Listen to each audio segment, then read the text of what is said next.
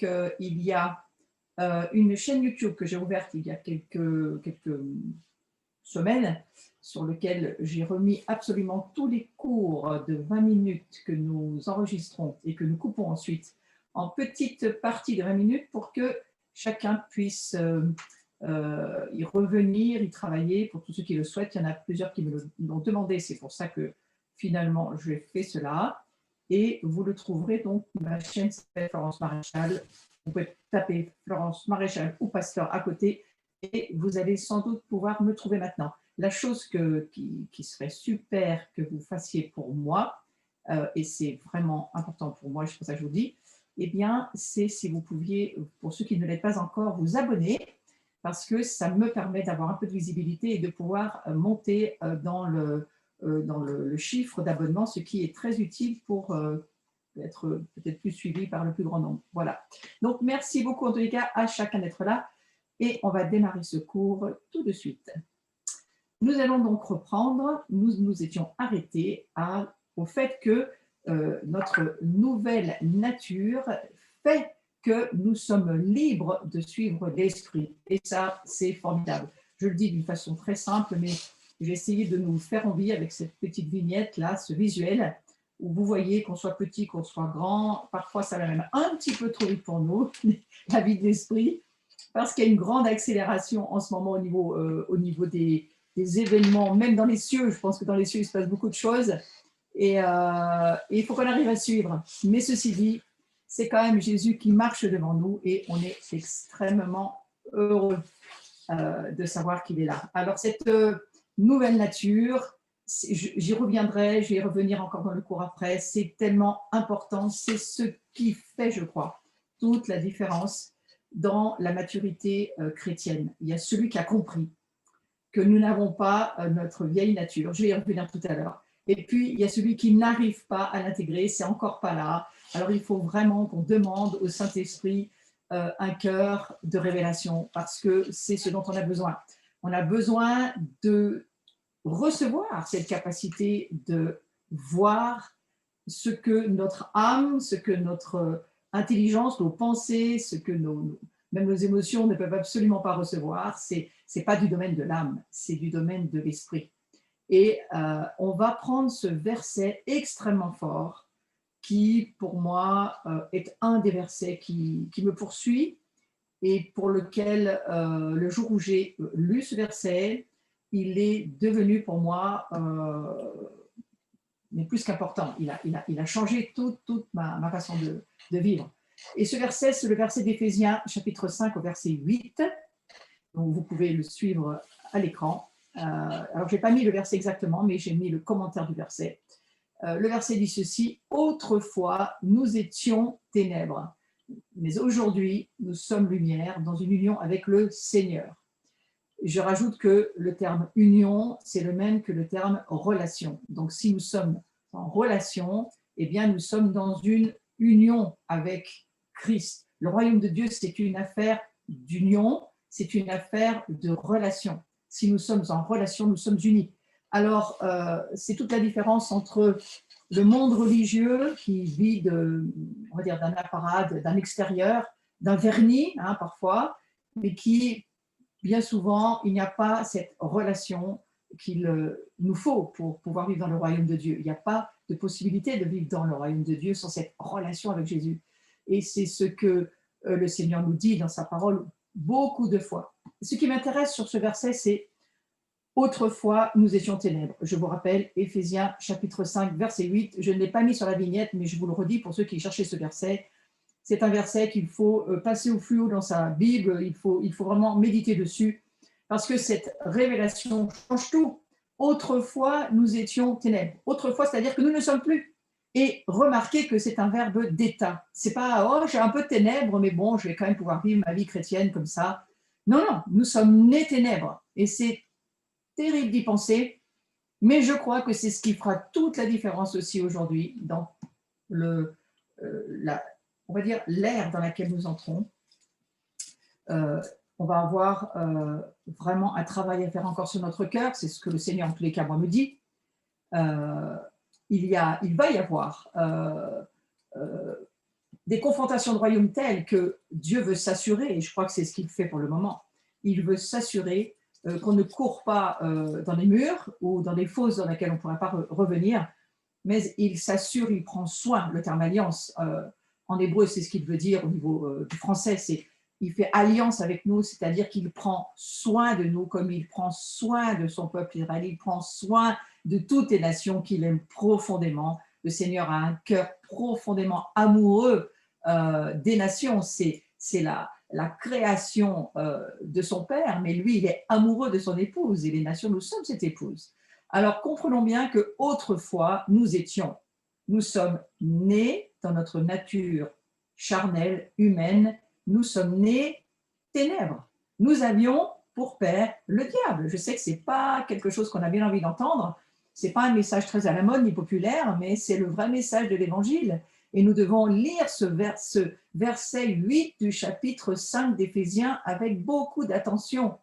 Autrefois, nous étions ténèbres. Et j'aimerais juste que vous passiez quelques minutes à réfléchir à ce que ça veut dire. Est-ce que vous avez la révélation que vous étiez ténèbres sans Jésus? Parce que c'est ce que la Bible nous dit. On ne peut pas aller contre. Dieu nous dit la vérité parce qu'il nous aime et qu'il nous aide et qu'il souhaite absolument à ce que nous puissions ne pas passer à côté d'un immense projet pour lui, qui veut nous voir être des participants de tout ce qu'il fait, de tout ce qu'il crée et de tout ce qu'il a comme projet encore dans son plan incroyable. Alors, eh bien oui, nous étions ténèbres. Tout homme est pécheur, tout homme a cette responsabilité de choix et de reconnaître qu'il n'est pas mieux que les autres. Nous sommes tous à égalité sur ce côté des ténèbres. Nous étions. C'est un verbe d'état. Voilà. Et aujourd'hui, nous sommes lumière dans notre union avec le Seigneur. Donc, c'est important de laisser l'Esprit Saint, et on prie vraiment dans ce début de cours que l'Esprit Saint, chacun où nous sommes, dans notre maison, vienne s'asseoir à côté de nous, mais comme il vit en nous, il est forcément assis avec nous, et qu'il vienne vraiment illuminer notre entendement. Nous avons besoin d'entendre la parole de Dieu, parce que de la parole de Dieu naît la foi. La foi, elle vient, elle naît de la parole de Dieu, et c'est la parole de Dieu qui transforme et qui amène cette maturité en nous, qui nous forge et qui tranche sur des domaines où il le faut, et qui nous amène des révélations pour que nous puissions nous laisser être changés. Et on est en ce moment beaucoup en train d'entendre le Seigneur nous dire, il n'y a pas que moi qui l'entends, je ne crois pas, eh bien il faut vraiment continuer à creuser, revisiter notre passé, laisser le Seigneur nous montrer dans notre cœur quels doivent en être les changements. Il y a besoin de changer. Si vous avez déjà lu les lettres de l'Apocalypse, toutes les lettres auxquelles il est question dans le chapitre 3 d'Apocalypse, à chaque église, l'Esprit Saint dit « change ». Ça m'a tellement marqué il y a une vingtaine d'années. Alors, c'est quelque chose qui me revient régulièrement dans l'esprit. Ce n'est pas forcément dans mes notes, mais ce qui me revient, c'est ce terme « il faut que tu changes ». Alors, bien sûr, nous ne sommes plus ténèbres. Et bien sûr que nous sommes aujourd'hui lumière. Est-ce que nous le sommes? Oui, dans le côté légal de ce que Dieu dit, nous le sommes. Nous le sommes en termes de la parole de Dieu dit que je suis. Mais dans mon humanité, lorsque j'ai donné ma vie à Jésus, mon esprit a été régénéré, hein, nous sommes lumière, mon esprit a été régénéré, bien sûr, mais mon âme et même mon corps ont besoin de transformation. Eux, ils ont besoin de se convertir. Ils ont besoin de s'aligner, de se repositionner, de se laisser être guéri, transformé. Donc, toute notre âme et notre corps ont besoin, tout ce côté psychosomatique, il a besoin d'être touché par le Saint-Esprit. Et merci Seigneur, c'est ce qui se passe dans beaucoup de domaines en ce moment. On a du temps, et si vous suivez certaines soirées en ligne, que ce soit de droite, de gauche, le Seigneur permet, ça c'est formidable, hein, de passer vraiment des temps avec lui. Et il nous laisse, il nous donne, je crois, ce temps pour nous occuper de ce que nous sommes vraiment, c'est-à-dire de le laisser de plus en plus faire briller sa lumière en nous. Mais j'aimerais prier pour que chacun d'entre nous, nous puissions croire cela. Et vous savez, Jésus a dit, repentez-vous et croyez. Donc j'aurai ensuite, je pense, après ce cours, je vais aller sur des domaines un petit peu plus larges comme c'est quoi vraiment la repentance, qu'est-ce que ça veut dire, qu'est-ce que Jean-Baptiste est venu nous expliquer. Bon, tout ça, ça sera un suivi après ce cours de mieux grandir ensemble. Mais Jean-Baptiste était vraiment quelqu'un qui était important. Il a fait une grande transition entre l'ancien monde et le nouveau monde. Eh bien, aujourd'hui, quand on passe des ténèbres à la lumière, on passe d'un ancien monde à un nouveau monde. Et il faut comprendre ce dans quoi on entre. C'est pas seulement le fait de ne plus avoir de péché, il est question du royaume de Dieu. Et Jésus dira, repentez-vous et croyez à la bonne nouvelle du royaume. Donc, il n'est pas seulement question d'une lumière pour nous, pour notre petite vie personnelle. Non, il est question d'amener la lumière du royaume de Dieu dans un monde qui vit dans les ténèbres. Donc, c'est un espace très large. Et j'aimerais juste, voilà, j'ai voulu prendre un peu de temps avec vous pour que vous puissiez vous aussi voyager avec ce verset. Et pensez-y, pensez à ça. Je suis lumière dans mon union avec Christ. Je suis lumière, moi personnellement, mais nous sommes la lumière pour ce monde en tant que corps du Messie. Et comme c'est un cours sur le fait d'être ensemble et de grandir ensemble, de briller ensemble, d'avancer ensemble, d'ajouter les uns aux autres notre complémentarité, notre pluralité, notre diversité. Hein, et au milieu de tout ça, nous ne sommes pas une seule et même personne clonée. Non, nous sommes tous des gens tellement différents. Et à côté de ça, nous avons tous quelque chose qui brille, que l'autre n'a pas, pour que ce monde puisse voir Jésus-Christ. Donc ça, c'est formidable. Alors, ce soir, je veux te dire, tu es sa lumière, là où il t'a planté, il te met dans un environnement très spécifique, il va te demander de faire des choses qu'il ne demandera pas à ceux d'à côté, et c'est important que tu puisses te dire, je suis lumière simplement dans mon union avec le Christ. Après, la maturité, c'est autre chose, réfléchir à ta relation, ta relation harmonieuse avec Dieu, c'est encore autre chose, mais ça n'enlèvera jamais ta réelle identité. Et ta réelle identité, c'est quoi? C'est que ta relation te donne ton identité. Tu deviens ce qu'il est. Tu étais ténèbres, mais parce que tu lui as donné ta vie, parce que tu as donné tes péchés, tes ténèbres au Christ, il les a pris, il les a portés, et il n'a pas fait que porter tes péchés. C'est le côté mais miraculeux de la croix et de l'amour extravagant de Dieu, c'est qu'il a pris notre nature de péché. Donc nous ne sommes plus des pécheurs, il faut s'enlever ce mensonge de l'esprit et de notre entendement lorsque nous pensons, parce que le diable nous fait croire qu'on est toujours pécheur, on croit un énorme mensonge. Ça voudrait dire que Jésus, il serait mort pour rien. On ne peut pas croire ça.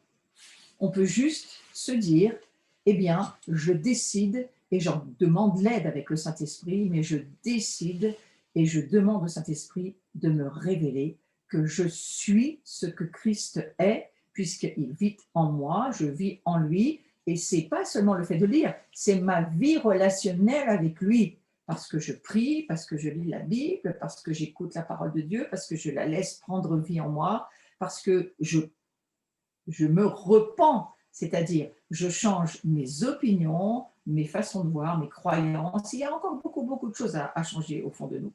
Mais le fait d'avoir un jour confessé de notre bouche, ça c'était déjà très important, et croire dans notre cœur que Jésus est le Seigneur, l'alliage de la parole est de croire, pas n'importe où, croire dans notre cœur. C'est ce cœur, ce mauvais cœur de ténèbres que Jésus a emmené pour nous enlever, il a arraché notre vie pour nous transplanter un nouveau cœur. C'est incroyable. On a vécu une opération chirurgicale, on n'a rien senti, ce n'était pas douloureux. Hein. Et Jésus, il nous a donné, c'est-à-dire qu'on est devenu, c'est un verbe d'état, lumière. On est devenu ce qu'il est. Si nous croyons cela, notre vie prend véritablement un sens et c'est juste extraordinaire d'y penser. Donc, à chaque fois que nous lisons en lui dans la Bible, il y en a beaucoup des en lui, on peut lire au travers de ma relation avec Jésus. Chaque fois que en Christ je suis, au travers de ma relation avec Christ, je suis. Si je suis en toi, dans le corps de Christ, qui que tu sois, c'est au travers de ma relation avec toi que je suis, c'est la même chose. Et les esprits peuvent s'unir parce qu'ils sont en relation spirituelle les uns avec les autres. C'est pourquoi d'être en ligne ou d'être dans la même pièce, ça ne change pas grand-chose, sauf au niveau humain, au niveau chaleureux. Bien sûr que ça change les choses, mais on peut vivre le royaume de Dieu au travers d'une relation spirituelle par Internet. Pour moi, je crois que c'est possible, même si ce n'est pas ce qu'on voudrait quand même au final tout le temps. Donc, ma nouvelle nature, c'est d'être lumière par ma relation avec Jésus. Et c'est toujours une affaire de relation. On est lumière que si on a cette relation avec Jésus-Christ. On est libre de marcher en Christ que si on est en relation avec Jésus. Sinon, ce n'est plus du domaine du royaume de Dieu, ce n'est plus du domaine de vivre en Christ, c'est d'un autre domaine, mais ce n'est pas du domaine de Dieu. Notre nature, c'est celle qui résulte de notre union avec Dieu par notre nouvelle naissance. Donc, on l'a vu dans les premiers cours, mais j'y reviens dans ce cours de Grandir ensemble parce que je crois qu'il faut y revenir. Comme nous sommes en relation avec Christ, c'est cette relation qui fait que nous devenons participants de sa nature divine. Ça, c'est Pierre qui le dit, et c'est une parole incroyable, une prophétie incroyable sur notre vie. Nous ne sommes pas simplement des pécheurs pardonnés qui s'instruisent. Non, nous sommes devenus des êtres de lumière, des êtres qui accueillent la divinité. Nous devenons nous-mêmes. Alors, il y a un fil très court. Attention, c'est très fin. Hein. Est-ce que nous sommes devenus Dieu? Non, ce n'est pas ce que la Bible nous dit. Mais nous avons été créés à la ressemblance de Dieu. Et de la même manière que Christ s'est incarné, et que lorsqu'il s'est incarné, en tous les cas, pour venir amener un salut dans sa première venue, il a été rempli du Saint-Esprit et il a pu vraiment nous montrer un modèle de vie. Eh bien, nous, c'est la même chose. On a ce modèle de Jésus qui est notre seul et unique modèle qu'il faut suivre, je crois. Donc, Jésus ne faisait rien d'autre que ce que le Père faisait. Et quand notre relation nous permettra de ne faire que ce que le Père nous dira, les miracles arriveront. Je crois qu'il ne faut pas se décourager, il faut persévérer et le croire. Jésus l'a dit, vous ferez des miracles plus grands que les miens, vous arriverez à vivre comme je vis. C'est juste une affaire de persévérance. Il y a une église aujourd'hui qui pourrait se désespérer, être totalement découragée. Moi, je vois des personnes chrétiennes depuis de nombreuses années qui baissent les bras, qui lâchent, qui sont tellement déçues. Mais vous savez, attention, la déception, c'est un esprit de mort. Et si vous laissez cette pensée toxique rentrer dans votre vie, vous commencerez à avoir des problèmes de mort. Parce que la déception, ça fait mourir les visions, la marche chrétienne, tout, l'espérance, tout. Ne soyez jamais déçus. Dites-vous que Dieu, tout lui appartient, tout est dans ses mains. Si ça ne se passe pas comme on s'y attendait, eh bien écoutez, c'est ainsi, Dieu est toujours là et il est toujours en contrôle de tout. Et ce n'est pas à nous de décider de la façon dont on doit réagir. On sort d'un cours sur les émotions, c'est absolument pas les émotions qui doivent nous diriger, mais ce qui doit nous diriger, c'est juste la parole de Dieu. Donc je vous encourage à l'écouter et à la pratiquer.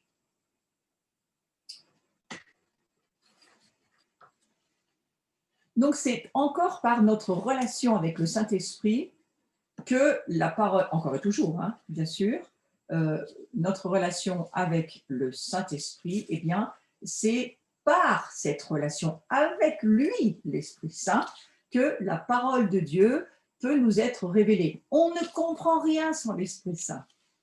Ne vivez pas sans lui. N'imaginez pas pouvoir passer une journée sans lui parler, lui demander son avis, discuter, converser, chercher ce qu'il vous dit, et puis laissez-le aussi vous révéler la parole de Dieu, c'est son travail. Hein. Il est là pour nous révéler toutes choses. C'est lui qui est vraiment offert pour nous permettre de vivre la vie chrétienne. On ne peut pas vivre la vie chrétienne par nous-mêmes.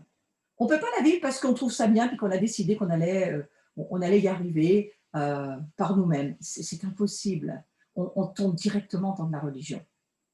La seule personne qui nous donne la capacité habilitante, c'est ma définition du mot grâce. La grâce de Dieu, elle nous a été offerte par Jésus, en Jésus-Christ, mais il a envoyé le Saint-Esprit pour que nous puissions comprendre, recevoir des révélations. L'Esprit Saint, c'est la troisième personne de la Trinité ou la Triunité, dites-le comme vous voulez, c'est la même chose. Et ce Dieu trois en un, c'est trois personnes extrêmement différentes. Et la Bible nous le dit, l'Esprit Saint, c'est le seul qui s'attriste. Et dans cette marche par l'Esprit, c'est un cours qui essentiellement parle de la marche par l'Esprit, ce dans quoi nous sommes. Eh bien, le Saint-Esprit, lui, il s'attriste si vous l'ignorez ou si vous ne tenez pas compte du fait qu'il soit là, ou peut-être vous avez oublié qu'il est là. Eh bien, n'oubliez pas qu'il est toujours là. Il vit en nous. Christ vit au ciel, il reviendra, il l'a dit, son retour est proche, on ne sait pas quel est le jour et on ne va pas essayer de le savoir parce que la Bible nous dit ne cherchez pas, on n'a pas besoin de savoir ça, on a juste besoin de savoir qu'il revient et qu'on est dans des temps très proches de son retour. Ça fait 2000 ans qu'il dit que c'est proche, donc ça doit quand même être un petit peu plus proche qu'il y a 2000 ans. Hein.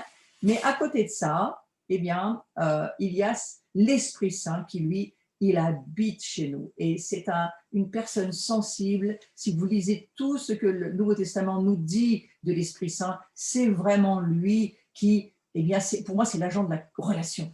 C'est l'agent de la communication, c'est pour ça que je vous en parle. Je ne vais pas faire une étude biblique sur l'Esprit Saint aujourd'hui, ce n'est pas le sujet de mon cours, mais je voudrais juste vous dire que cette vie avec Christ en nous, c'est-à-dire la dimension verticale avec Dieu, et puis la dimension horizontale avec les autres, je suis en train de vous dessiner la croix quand je vous parle, eh bien, c'est véritablement le travail de l'Esprit Saint. C'est l'agent de la communication.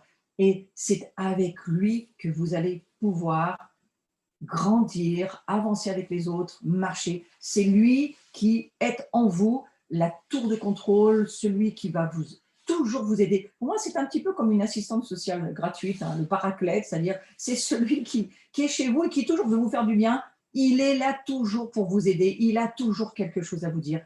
Il vous amène de la chaleur, il vous amène de la paix, il vous amène de la joie. C'est la puissance de ce que Dieu est en nous. Le Père vit au ciel, on ne peut pas voir Dieu. Ses pensées sont difficiles à saisir dans notre humanité déchue, mais dans l'humanité régénérée, c'est pas si difficile que ça. Je pense que quelque part, l'Esprit Saint, il est là justement pour nous donner envie de vraiment saisir. Moi, je suis passée de la religion il y a plus de 40 ans, 50 ans. Moi, j'ai donné ma vie à Jésus, j'étais très jeune. Et bien sûr, j'ai voyagé dans des milieux religieux et je n'ai pas vraiment trouvé de quoi y trouver ni de joie, ni être très satisfait. Mais ça a servi. Ça a servi à ce que justement, eh bien, le Seigneur a quand même tapé à la porte de mon cœur et il s'est fait un peu comme si, voilà, est-ce que tu as envie de me connaître vraiment, ouais. Eh bien, moi, j'ai vraiment eu envie de chercher Dieu et c'est toujours ma recherche aujourd'hui. Je souhaite que ce soit la vôtre. Recherchez pour vous comment vous vivez avec le Saint-Esprit, quelle relation vous avez avec lui, qu'est-ce que vous lui dites, qu'est-ce que vous savez de lui, qu'est-ce que la Bible dit de lui, parce que c'est un être extraordinaire, c'est une personne extraordinaire, l'Esprit Saint. Et, et je me dis, le jour où on va être face à cette triunité, je ne sais pas, mais ça doit être quand même assez glorieux. Hein. Alors, voilà, nous sommes en relation avec Christ, nous participons à son royaume, mais on ne peut le faire que parce que nous avons reçu l'Esprit Saint. Et nous avons besoin d'être continuellement remplis d'Esprit. Pourquoi? Parce que la vieille nature que nous étions, nous ne sommes plus, mais nous étions d'une nature déchue, soumise à elle-même, remplie de rejet, remplie d'autosuffisance pour certains, ou de peur, ou de honte pour d'autres. Enfin, tout notre passé, qui que nous soyons, ça n'a jamais été un passé très facile pour la plupart d'entre nous. Mais voilà, le Seigneur nous dit, mais moi, je te donne une nouvelle nature, tu rentres dans ma nouvelle création, il y a un nouveau monde qui est là devant toi, est-ce que tu veux plus, hein? Et c'est ça aussi, le fait d'être ensemble, c'est de se dire, et j'aime beaucoup cette expression que nous entendons en ce moment, mais c'est vraiment quelque chose qu'on n'entendait pas il y a 20 ans. Quand je te dis, par exemple, d'être avec toi, eh bien, ça m'embellit. D'être avec toi, je sens qu'il y a quelque chose qui est rajouté à moi, de toi, et qui m'amène dans une complétude. Et le fait de vivre ensemble, c'est ça.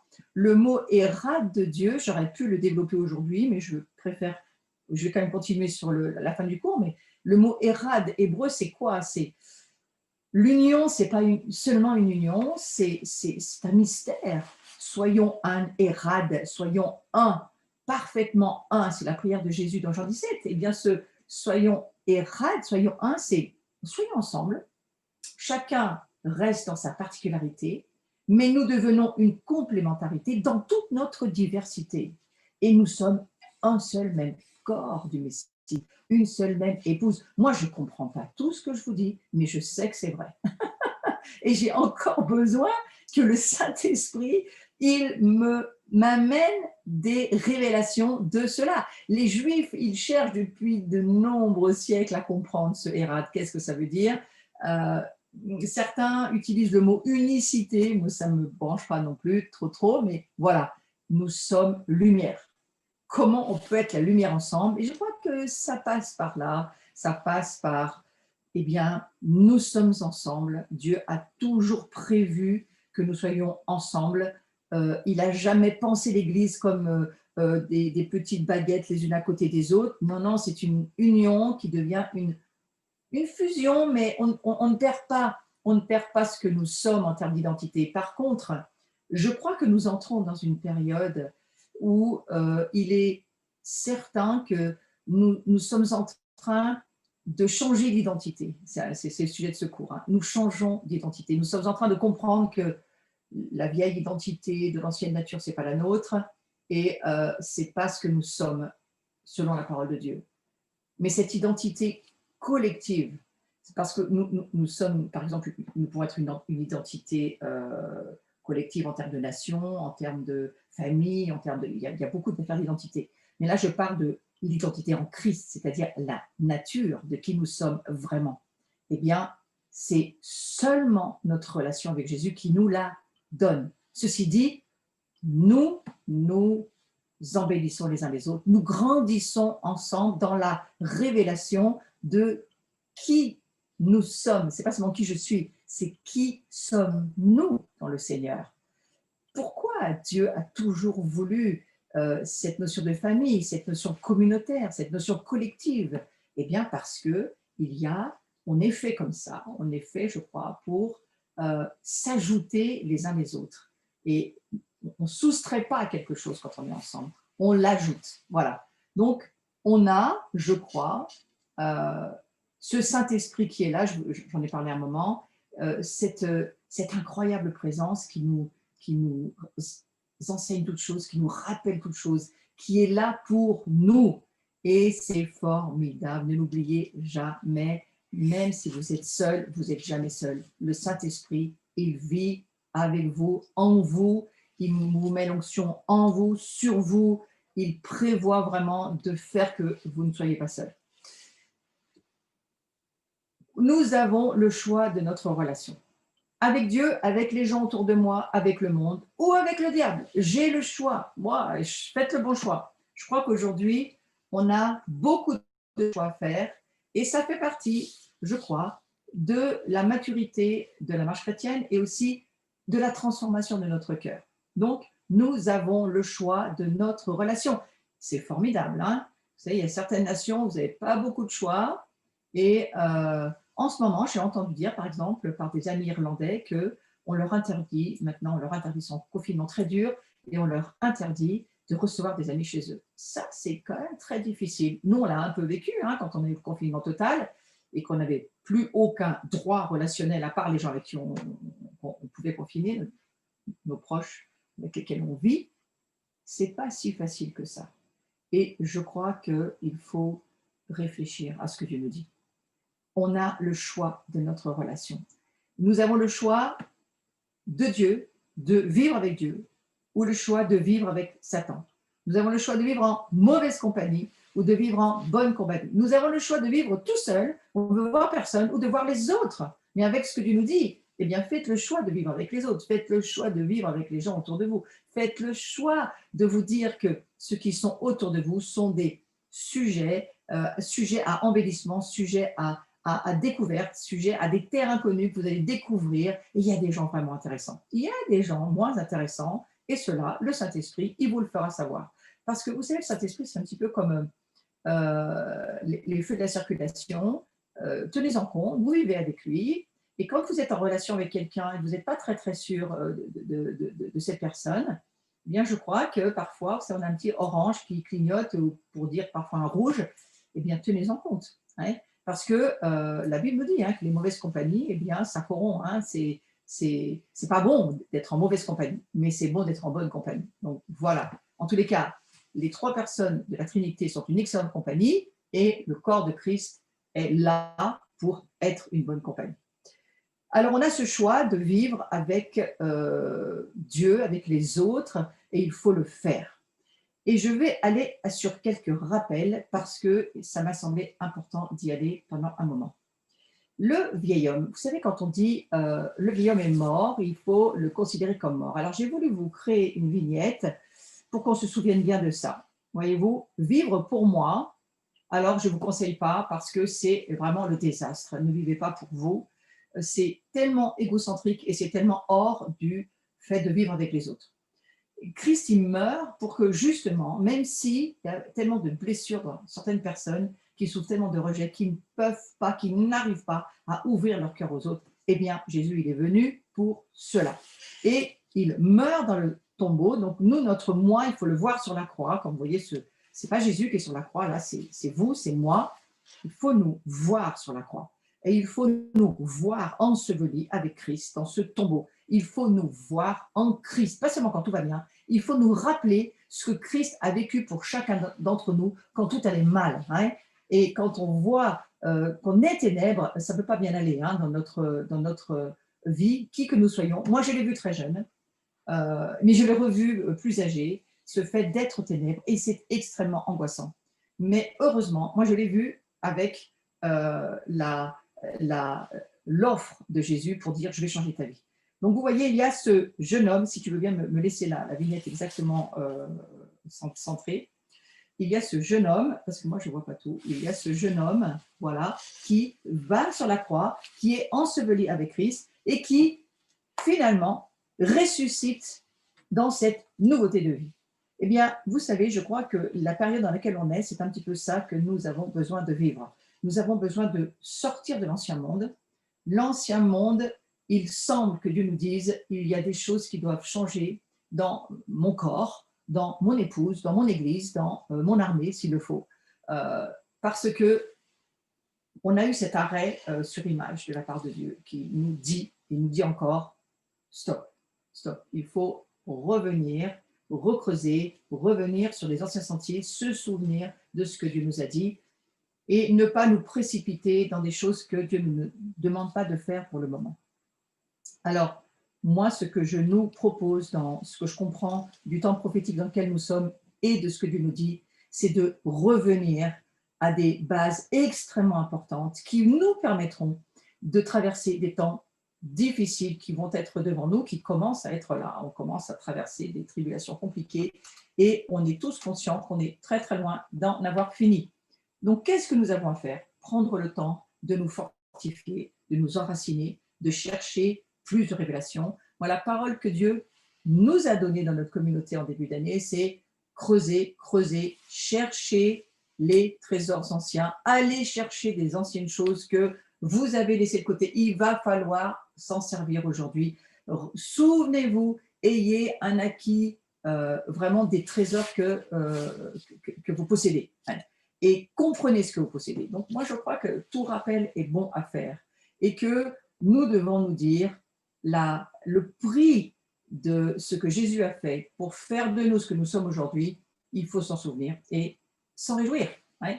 Donc, Romains 6, au verset 6, dit ceci, « L'homme que nous étions autrefois, donc les ténèbres, ça a été crucifié avec le Christ. » Un petit peu plus loin, quelques versets après, « Ainsi considérons-nous comme morts au péché et vivants pour Dieu dans l'union avec Jésus-Christ. » Donc cette union-là, c'est celle qui permet que nous soyons, nous aussi, en union les uns avec les autres. La définition de la vie dirigée par le monde, la chair, le diable, le vieil être, je vais vous la donner. C'est quoi le vieil être? Parce que c'est important de mettre des très bonnes définitions, que vous puissiez les reprendre. Hein, vous pouvez revenir après sur un replay. Vous trouvez maintenant sur ma chaîne personnelle. Mais voilà, il y a vraiment cette possibilité de revenir rechercher, parce qu'à bien nommer les choses, eh bien, on enlève au malheur du monde. Mais à mal nommer les choses, on rajoute au malheur du monde. Hein. Et ça, c'est quelque chose pour moi qui compte énormément. Il faut bien nommer les choses comme la parole de Dieu nous le dit, pour que nous puissions aussi l'expliquer aux autres. Donc, ces définitions que vous entendez pendant ce cours, c'est des définitions dont vous allez pouvoir vous resservir avec d'autres. Et plus votre langage sera clair, plus les autres verront clairement. Hein. Donc, le vieil être, c'est quoi? La définition de la vie dirigée par le monde, par la chair, par le diable, ça s'appelle les ténèbres. Hein. Eh bien, le vieil être, il est né d'un monde déchu, avec pour père le diable, ce dont j'ai parlé au début du cours, et ce vieil homme ou cette vieille femme est dirigé par ses sens. Il est dirigé par le monde, il est dirigé par sa chair, il est dirigé par le diable. C'est un être qui va se perdre et qui va aller à la mort éternelle s'il est comme ça. La chair, c'est quoi? Souvenons-nous quand on parle de la chair. La chair, c'est la tendance de chaque personne à agir indépendamment de Dieu, à centrer ses intérêts sur lui-même. Voyez? Donc, tout ce que nous faisons dans notre vie, où nous ne consultons pas le Saint-Esprit, nous ne demandons pas à Dieu ce que nous avons à faire, où nous agissons en indépendance de Dieu, tout ce fonctionnement est un fonctionnement charnel qui est centré sur nous. Il est égocentré, il n'est pas christocentré. Donc attention, il faut bien savoir de quoi on parle et c'est important que nous ayons des définitions claires dans notre esprit. Donc je redis que nous sommes nés spirituellement par l'esprit. C'est lui le Saint-Esprit, la sage-femme. Vous savez ça, c'est lui qui nous met à la naissance. C'est lui qui nous fait naître. Le moment où on a braillé, viens Jésus dans mon cœur, eh bien, certains ont vécu des naissances dans les pleurs et d'autres dans la joie immense, mais il y a toujours ce Saint-Esprit qui est là. C'est lui notre sage-femme spirituelle. Donc, remerciez-le d'avoir été là. Eh bien, et nous sommes nés spirituellement par l'Esprit, nous avons donné notre vie à Jésus-Christ, mais notre chair est toujours là. Et notre chair, on ne peut pas la chasser. Alors, elle incorporera certainement un monde démoniaque si nous péchons, parce que le péché, c'est la porte d'entrée du diable. Hein. Donc, c'est par là qu'il rentre, la désobéissance, la dépendance, la rébellion, toutes ces portes. Le diable va prendre ses droits, mais ça commence pas par là. Ça commence par le fait que nous devons réaliser qui nous sommes vraiment, l'autorité que Jésus nous a donnée, et de marcher avec le Saint-Esprit pour décider de nous aligner à ce que Dieu nous demande de faire. Écoutez sa voix, faire ce qu'il nous dit. Écoutez sa voix, faire ce qu'il nous dit. Ne vous noyez pas à savoir tous les commandements à suivre, parce que ça, vous n'y arriverez jamais, mais vous allez avoir à suivre, oui, le conseil, le commandement de Dieu pour vous chaque jour, avec la parole de Dieu, et vous allez y arriver. Parce que Dieu ne nous met pas des jougs lourds, et il nous dit, voilà, je m'occupe de toi, à chaque jour, tu vas voir quelque chose, on va avancer ensemble, et il nous demande à chaque jour quelque chose à faire, mais il ne nous demande pas tout d'un coup, heureusement. C'est pour ça que j'aime à dire, nous sommes des saints qui péchons de moins en moins. Et si vous péchez, ce n'est pas le péché qui vous sépare de votre identité. Le péché, ça brouille votre harmonie avec Dieu, mais ça embrouille peut-être vos relations avec Dieu, mais ça n'enlève pas votre identité. Vous restez toujours un fils ou une fille de Dieu. Ça, il faut bien s'en rappeler. Donc, nous avons la responsabilité de rendre inopérants ces modèles de pensée, ces actions pécheresses, ces émotions qui réagissent. Eh bien, on a la responsabilité de mener nos propres combats. C'est à nous, mais vraiment, c'est à nous. Hein. Il faut vraiment se dire, c'est à nous de nous en occuper. Ce n'est pas Jésus qui va le faire. Nous avons la responsabilité. De quel combat je parle? Eh bien, de faire les bons choix. Et puis ensuite, de nous aligner sur nos choix. Et puis, je vais en parler. J'ai une journée samedi un peu sur le sujet, mais il y a, si vous voulez me rejoindre, vous pouvez, du reste, hein, c'est ouvert sur, vous allez sur notre site, vous avez toutes les informations. Mais c'est à nous de décider ce que nous voulons vivre. Ce n'est nullement au diable de le faire.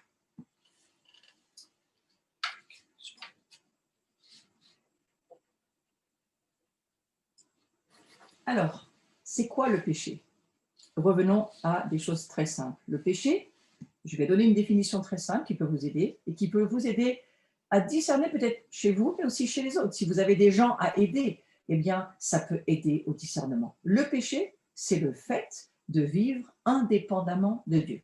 Donnez-lui cette définition pour vous aider à comprendre que nous avons la capacité, par l'Esprit Saint, de ne plus être indépendant, mais d'être dépendant de Dieu. Et on a une communication extraordinaire qui s'appelle la prière, la louange, l'adoration, toutes ces formes incroyables de communication que Dieu nous offre pour que nous puissions vivre avec lui. Donc la puissance du péché, elle est brisée dans la vie du croyant, pas grâce à nous, mais grâce à Jésus-Christ qui, lui, est venu parce qu'il n'y avait plus rien d'autre de possible à faire. L'homme ne peut pas se sauver lui-même. Nous étions en perdition totale, en perte de communication totale. C'était la fin si Jésus n'était pas venu. Nous serions restés ténèbres. Mais Dieu nous aime trop pour que ça se passe comme ça. Et si vous regardez toute l'histoire avec Israël, c'est la même chose. Hein. Avec Israël, oui, Israël, eh bien, un chemin pas facile, a vécu ses corrections, en vit encore. C'est difficile, mais quand vous lisez l'Écriture, vous savez qu'Israël n'abandonnera jamais, ne sera jamais abandonné par Dieu, et que la même chose pour les nations, il n'abandonnera jamais ses filles nations. Il les aime bien trop pour ça. Ceci dit, c'est un Dieu qui est équitable, qui est juste, et donc sa parole, elle est là aussi pour nous le faire comprendre. Donc le péché, eh bien, c'est le fait de vivre en indépendance de Dieu. Ne vivons pas en indépendance de Dieu, vivons en dépendance de Dieu. Et du reste, le terme humilité, pour moi, il vient là. C'est-à-dire que l'humilité, la définition de l'humilité, pour moi, c'est de vivre en dépendance de Dieu. C'est lorsqu'il n'y a plus d'orgueil humain, il n'y a plus de je sais mieux, j'ai raison. Voilà. Non, c'est je ne sais pas, mais Dieu va m'aider et je veux dépendre de ce que lui, il me dit que j'ai à faire et la manière de le faire. Et ça, c'est quand même formidable. On a j'en parlerai samedi, mais on a vraiment des conseils de Dieu, mais on a aussi des valeurs, un standard moral que Jésus va nous donner aussi dans le Nouveau Testament. Et c'est très intéressant d'y penser. L'homme charnel, revoyons 2-3 choses importantes. C'est quoi l'homme charnel? Alors, vous savez, c'est important aujourd'hui de comprendre ce que c'est que l'homme charnel, parce que si nous le comprenons en termes de révélation, eh bien, je peux vous assurer que ça va vous aider et vous allez en aider plus d'un. L'homme charnel, c'est celui qui est vivant spirituellement en Christ, c'est-à-dire qu'il est vivant. Voilà, il est né à nouveau, il a choisi Christ dans sa vie. Mais, regardez l'importance du choix. Plutôt que de choisir l'esprit, il choisit de vivre en contradiction avec son identité en Christ. Ça, c'est l'homme charnel. Quand on dit que c'est un chrétien charnel, ça veut dire c'est une personne qui a donné un jour sa vie à Jésus, mais qui n'est absolument pas décidé de suivre le Saint-Esprit. Alors, il peut suivre une religion, il peut suivre les versets bibliques du jour, il peut suivre la manière qu'il a envie de faire. La différence que j'y trouve énorme, c'est là où le Saint-Esprit prend sa place. C'est là où Éphésiens 5 prend toute sa dimension. Soyez continuellement remplis de l'Esprit. Laissez l'Esprit Saint diriger votre vie. Ce n'est pas à vous de faire votre religion avec la parole de Dieu ou avec ce que vous pensez être des croyances qui viennent de telle église ou de telle église. Ceci dit en passant, ne laissez jamais l'église, quelle qu'elle soit, quel que soit son nom ou sa confession, juger la parole de Dieu. C'est la parole de Dieu qui juge l'église. Ce n'est pas l'inverse. Donc, quelque part, la parole de Dieu, c'est elle qui nous dit la vérité. Et la vérité nous est révélée par le Saint-Esprit. Donc, c'est avec lui que nous allons tout comprendre. Le péché amène l'homme charnel à quoi? Bien, à vivre en indépendance de Dieu. Ce sont des personnes qui n'ont pas décidé de vivre dans la relation de dépendance. Et l'homme charnel, eh bien, il est sauvé, je le dis avec une virgule, sa vie ne change pas parce qu'il n'obéit pas, il ne vit pas par l'esprit, il n'obéit qu'à tous ses désirs à lui, charnel, sa chair, son âme, ce qu'il a envie. Donc il vit selon son âme, pas selon son esprit. Est-il sauvé? Moi aujourd'hui je ne le sais pas, je dis juste que ça sera compliqué pour lui de vivre dans le royaume de Dieu, vu que le gouvernement du royaume de Dieu, c'est le Saint-Esprit. Comment peut-il vivre sous un gouvernement qu'il ne reconnaît pas? Alors vous allez me dire, ça peut nous arriver à nous aussi. Eh bien, réfléchissez-y. En tous les cas, l'homme charnel, il est profondément désobéissant. Et la désobéissance, c'est la porte d'entrée du diable. Donc, il est forcément habité par des forces spirituelles qui vont tourmenter sa vie et certainement tourmenter les autres aussi. L'homme charnel, il tourne le dos à la croix, il est soumis à des sentiments d'infériorité, il est beaucoup travaillé par la culpabilité, la jalousie, le doute, le tourment. Vous voyez, chasser des démons d'un homme charnel, pour moi, ça ne sert à rien. L'homme charnel ne devrait jamais se faire de la délivrance, vu que sa vie empirera, ça sera pire pour lui, parce qu'il sera encore plus investi, parce qu'il pêchera de plus en plus. Donc, la délivrance, telle que moi je la comprends, le fait de chasser des démons, comme Jésus nous le dit dans la parole, c'est pas pour l'homme charnel. Tout ce qui n'est pas centré sur le royaume intéresse l'homme charnel. L'homme charnel, il s'aime beaucoup plus que Dieu, et puis il s'aime surtout lui. Donc ça, c'est un grand fléau à la fin des temps. L'amour du plus grand nombre se refroidira. C'est pas l'amour pour soi, c'est l'amour pour Dieu dont il est question, l'amour agapé. Donc cet amour qui va se refroidir de plus en plus pour Dieu, et ça va devenir de l'amour propre, où l'humain va tellement s'aimer. Et on a là, attention, matière à faire attention. Maintenant, on va aller voir. Alors, j'ai un petit peu dilapidairement rappelé ce que c'était qu'un homme charnel, un chrétien charnel. Soyons prudents avec cela. Maintenant, il y a l'homme spirituel qui est beaucoup plus intéressant parce que lui, l'homme spirituel, il a été transformé par la foi en Christ, contrairement à l'homme charnel. Et son esprit, il est uni à l'esprit de Dieu, c'est-à-dire qu'ils vivent en union, en dépendance, c'est vraiment une relation très forte. Et l'homme spirituel, il ne peut pas vivre sans le Saint-Esprit. Il est en relation avec Dieu perpétuellement.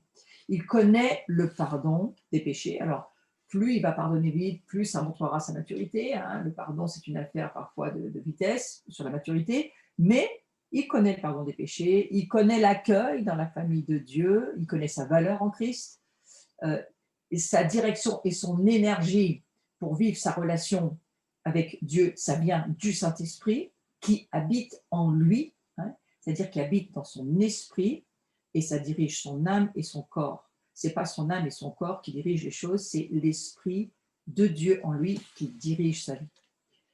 Ce qui signifie que ses pensées, elles sont continuellement renouvelées puisqu'il vit continuellement dans cette relation et dans cette écoute et dans cette parole de Dieu qui, comme une eau, lave sa vie jour après jour.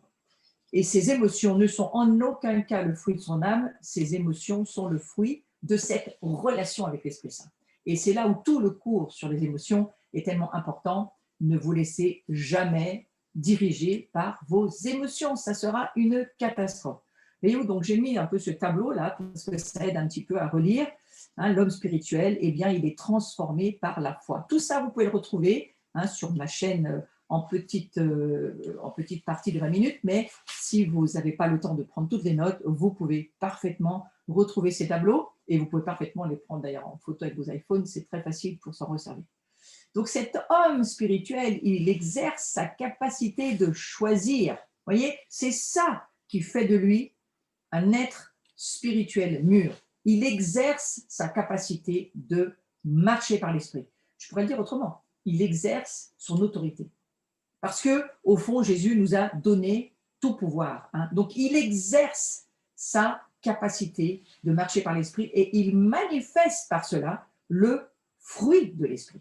Sa relation avec l'esprit fait que le fruit de l'esprit est en lui et va couler depuis l'Esprit Saint en lui jusque sur les autres. Et le corps Alors, j'aime bien cette vignette. Regardez bien, c'est très intéressant. Parce que comme je vois que vous prenez des notes, je vais vous laisser 2 minutes pour regarder cette vignette aussi. Pas tout faire. Hein. Mais cet homme, il exerce sa capacité. Et c'est ça qui devient sa boussole. Sa boussole confiance, c'est l'Esprit Saint qui lui permet de l'avoir. Parce que si nous savons qui est l'Esprit Saint et qu'il vit en nous et qu'il est notre boussole, je peux vous dire que même dans ces temps difficiles, vous vivrez dans la paix, vous vivrez dans le calme, vous serez apaisé, tranquillisé, vous sortez des manipulations anxiogènes que l'ennemi veut mettre sur votre vie. C'est grâce à l'Esprit Saint, c'est avec lui que vous allez pouvoir traverser ces temps et le Seigneur veut nous apprendre à le vivre de cette manière-là. C'était prévu dans le plan de Dieu, croyez-moi. Donc, le corps de l'homme spirituel, c'est l'habitation du Saint-Esprit. Je sais qu'on le sait, mais il est bon de le rappeler. L'habitation du Saint-Esprit, c'est le Saint-Esprit qui habite en nous. Est-ce que vous savez ce qu'est le Saint-Esprit? Parce que ça serait bien quand même que vous puissiez vous renseigner sur celui qui habite chez vous. Eh bien, vous seriez très surpris de savoir que le Saint-Esprit aime prier, le Saint-Esprit aime louer, le Saint-Esprit aime danser et le Saint-Esprit aime aussi manger, voyez-vous. Donc, c'est quelque chose, il aime vivre chez nous. Il ne faut pas s'imaginer une espèce de fausse piété raide que nous ont souvent montré les personnes religieuses qui n'avaient pas de vie de l'esprit, qui vivaient simplement avec le Père, le Fils et la Sainte Bible. Je vous parle de ça parce que ça a été mon cas, donc je sais de quoi je vous parle. Et quelque part, eh bien, l'Esprit Saint, c'est pas ce qu'il nous propose. Il nous propose une vraie vie, une vie qui va bouger dans le mouvement, une vie qui va avoir envie des autres, une vie remplie. Son corps, c'est donc la manifestation de ce que Christ est en lui. Eh bien, Christ est ma joie, eh bien, ça devrait se voir. Hein. Il est la porte entre le ciel et la terre. Ça, c'est quelque chose que j'ai énormément découvert depuis plusieurs années. Eh bien oui, lorsque nous donnons notre vie à Jésus, le voile s'est déchiré. Dans le grand temple, il n'y a plus de séparation de voile entre le parvis, le lieu saint et le très saint. Et en nous, il n'y a plus de séparation. Et Dieu vient chez nous, il vient s'installer partout. Vous savez quoi? Il n'est pas embêté d'être avec vous n'importe où, mais tenez-en compte parce que lui, eh bien, il vient partout là où nous l'accueillons. Alors, si vous avez fermé certains petits endroits, coffre-fort, parce que ça, c'est votre petite vache sacrée, votre petit trésor, vous ne partagez pas même avec Dieu, c'est dommage. Ouvrez-lui, donnez-lui la possibilité. Lui aussi, hein, il peut profiter de certaines choses. Hein. Alors, voilà, moi, c'est comme ça que je comprends le Saint-Esprit. Je comprends que l'homme spirituel, il est une porte entre les cieux et la terre. Et celui qui vit avec nous et qui nous fait monter et descendre et qui nous aide, eh bien, c'est l'Esprit Saint. Donc, voilà, il manifeste la sainteté du royaume de Dieu. Ce corps, il est appelé, et là, je vais aussi aller un petit moment là-dessus, ce corps que nous sommes, il est appelé à devenir un sacrifice vivant d'adoration.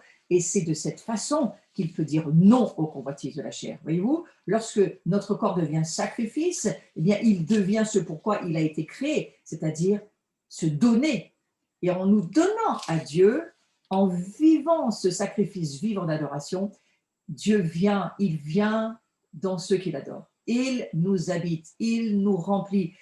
N'abandonnez pas ces lieux d'adoration que vous êtes déjà, vous êtes un lieu d'adoration, mais ensuite, surtout, rassemblez-vous avec d'autres.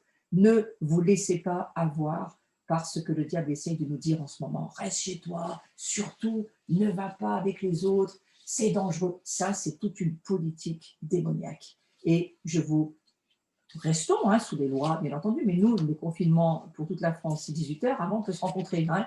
Donc, profitez-en, allez là où il y a des rassemblements, allez où il se passe quelque chose, parce que tant qu'on peut, il faut le faire, frères et sœurs. Notre corps, il est appelé à être ce sacrifice vivant d'adoration, et le Seigneur nous a toujours dit qu'il fallait continuer à être des adorateurs, pas seulement chez nous, mais dans les lieux qu'il a prévus. Moi, je suis pasteur d'une assemblée et je peux vous dire, j'attends que tout le monde revienne parce que c'est à ça que nous sommes appelés. Eh bien, c'est ça aussi le sacrifice. Hein. Le sacrifice, c'est il y a des choses, il y a des prix à payer, à laisser ses peurs, à laisser ses craintes, à laisser peut-être parfois un peu la paresse qui s'installe et de se dire non, moi, je vais parce que mon être soupire et gémit pour trouver cette incroyable présence de Dieu. Donc, si tu es incertain de ton identité, tu ne pourras pas marcher par l'esprit. C'est pour ça que j'ai voulu reprendre ces quelques points. Ne sois pas incertain de ton identité. Parce que ça va te bloquer ta marche par l'esprit. On pourrait dire ne doute pas, hein, parce que le doute, eh bien, c'est une décision aussi qu'on prend, hein, de douter. Hein. Qui nous fait douter? Satan. Hein. Oh, mais est-ce que Dieu a réellement dit? Et Ève s'est fait avoir, et Adam la même chose. Parce qu'au fond, il y avait une incertitude au fond d'eux, et puis ils n'ont pas pris la bonne décision. Et nous devons y faire attention. Pour l'homme spirituel, son corps, c'est la manifestation de ce qu'il est. J'aime beaucoup cette définition. Alors que pour l'homme charnel, son corps, c'est la manifestation de ce qu'il fait. Réfléchissez un tout petit moment à cela. Ouais, c'est important de lire cette phrase. Ouais. Waouh! En fait, l'homme charnel, il est beaucoup dans le faire. L'homme spirituel, il sait qui il est. Il le sait. Donc c'est formidable parce que il est dans le calme, il est dans la confiance et il peut laisser ce shalom s'installer dans sa vie. Alors, je vais peut-être finir là-dessus. Je crois que, alors on va aller peut-être là, il a le pouvoir, cet homme spirituel, de crucifier tous les jours cette chair. Vous imaginez ce que je suis en train de vous dire. Nous avons l'autorité exousia et le pouvoir dynamis. C'est-à-dire que nous avons le pouvoir de décision, mais nous avons la puissance pour que ces décisions puissent se faire. Ça s'appelle le Saint-Esprit. L'autorité, c'est le fait de pouvoir exercer. Hein, on a un pouvoir qu'on peut exercer. On a l'autorité, exactement comme un gendarme dans la rue, là, de par son costume, autorité. Mais nous avons beaucoup plus que ça. Nous avons pouvoir. Cette force dynamis, c'est-à-dire cette puissance pour accomplir la décision que nous prenons. Et c'est en cela que, lorsque je nous dis que nous avons le pouvoir du Saint-Esprit de crucifier la chair tous les jours, et que cette chair qui a des désirs contraires à ceux de l'esprit, elle doit être crucifiée tous les jours, et que c'est cela le combat de la foi, eh bien, c'est au travers de cette responsabilité de choix et de décision, de bonnes décisions, et de croire par la foi que les décisions que nous prenons, le Saint-Esprit en nous a la puissance de réaliser ce que nous décidons. Est-ce que vous ne pensez pas que ça peut changer votre vie? Eh bien, c'est cela que j'appelle moi un homme spirituel. Il a le pouvoir du Saint-Esprit de crucifier tous les jours. Oui, bien sûr, tous les jours. Tous les jours, on a quelque chose à crucifier. On a quelque chose de notre chair à laquelle on doit dire non. Moins de ce plat-là, moins de ce plaisir-là, moins de cela, parce qu'il faut équilibrer notre vie avec ce que le Saint-Esprit nous dit. Ça ne veut pas dire qu'il n'y a plus rien, ça ne veut pas dire qu'on ne fait plus rien. Non, ça veut dire qu'il y a en nous l'Esprit Saint qui nous rappelle, qui nous enseigne, qui nous met dans une vie voilà, qui dirige lui-même, de sainteté, mais aussi de joie, de paix, d'amour, de sagesse. Et nous avons le pouvoir. Si nous réfléchissons bien, nous avons le pouvoir de ne plus pécher. Vous comprenez ô combien pourquoi, alors que nous sommes lumière et saints participants de la nature divine, en travail, hein, en téléchargement, j'ai envie de dire aujourd'hui. Hein. Nous sommes en train de télécharger tout ce que nous sommes dans la réalité spirituelle du royaume de Dieu. Ce que Dieu dit que nous sommes, eh bien, nous le sommes. Mais c'est en téléchargement en nous. Eh bien, au travers de cela, nous avons le pouvoir de crucifier tous les jours notre chair avec tous ses mauvais désirs. Parce que cette chair, elle fait toujours le choix contraire à ceux de Dieu. Et nous avons responsabilité de nous aligner à faire des choix pour nous considérer comme morts au péché. Nous ne devons plus pécher, c'est ce que dit la parole de Dieu. Donc le fruit de l'homme spirituel, c'est quoi? Le fruit de l'homme spirituel qui pêche, ça va être quoi le fruit? Eh bien, ça va être la repentance. Ce qui signifie qu'éventuellement, ponctuellement, on peut tomber, bien sûr que oui, bien sûr que oui. Et plus nous sommes mûrs, moins nous péchons, en tous les cas, il faut le souhaiter. Mais c'est pas seulement ça, c'est plus nous sommes mûrs, plus nous avons de révélations sur qui nous sommes, et plus nous allons pouvoir exercer notre autorité. Donc, nous aurons de plus en plus d'autorité. Et comprenez aussi que si nous sommes tous ensemble, et je vais terminer là-dessus, si nous sommes tous ensemble, nous allons avoir énormément d'autorité. Donc, Dieu, je termine avec cette vignette, hein, Dieu nous exerce à la fois à l'endurance, à la persévérance. N'abandonnons jamais, c'est la vignette 27. N'abandonnons jamais. Ce sont les violents qui s'emparent du royaume de Dieu. Hein. Et l'homme spirituel, il ne pêche plus, il ne fait qu'obéir à Dieu. Dieu ne nous reproche pas le temps de la sanctification, c'est le temps de la conquête de notre héritage, c'est normal. Il nous laisse ce temps de la conquête, il nous laisse ce temps de la maturation, il nous laisse ce temps d'être ce fruit. Mais sans cette révélation, il ne peut y avoir de royaume.